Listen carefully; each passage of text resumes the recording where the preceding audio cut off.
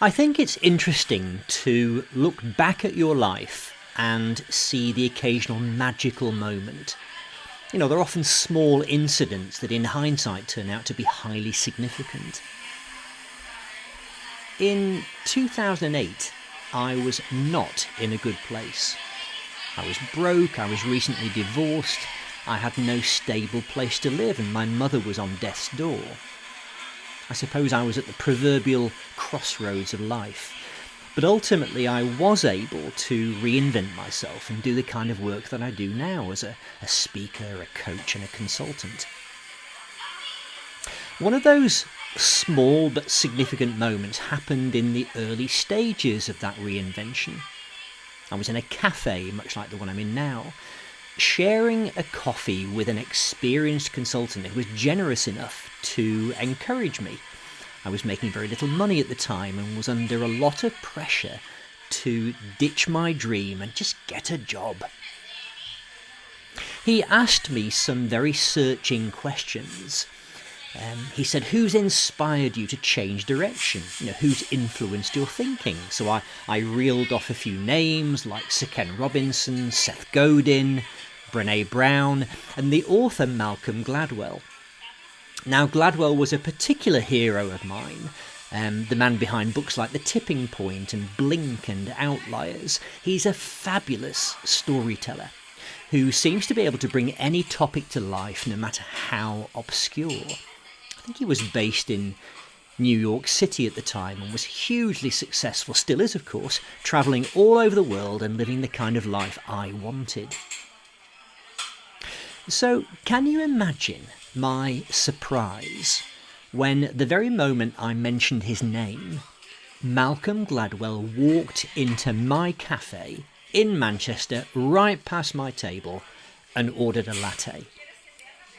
Be a bit like us talking about Harry Potter and then J.K. Rowling walking in. I mean, what are the odds? My consultant friend suggested that I should say hello, but I don't like to bother famous people in public places. But he insisted that I shouldn't let up an opportunity like that. So I plucked up the courage.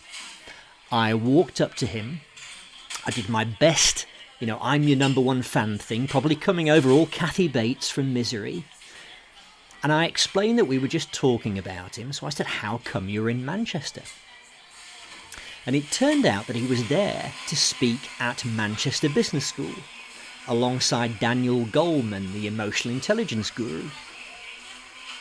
Now, of course, I took this extraordinary moment of serendipity as a sign. Somebody was telling me to keep going, to pursue my dream. And I guess in the end I did get there, because I'm doing the work now that I love to do. Now, the funny thing is that about 3 years ago, I was the guest speaker at Manchester Business School, and I shared my Gladwell story that night. And at the break, a woman from the audience came up to me and she said, I organised that conference that he spoke at. Now, for me, there's a couple of interesting things about this story. I think it shows how stories are an extraordinarily powerful tool of connection. You put a story out there, you've got no idea how others may connect with it. It's almost as if it puts tentacles out there into the world and people latch onto them in ways that you can't anticipate. And the second thing is that people often say to me that they don't have any stories, that nothing interesting ever happens to them, but I don't think that's true.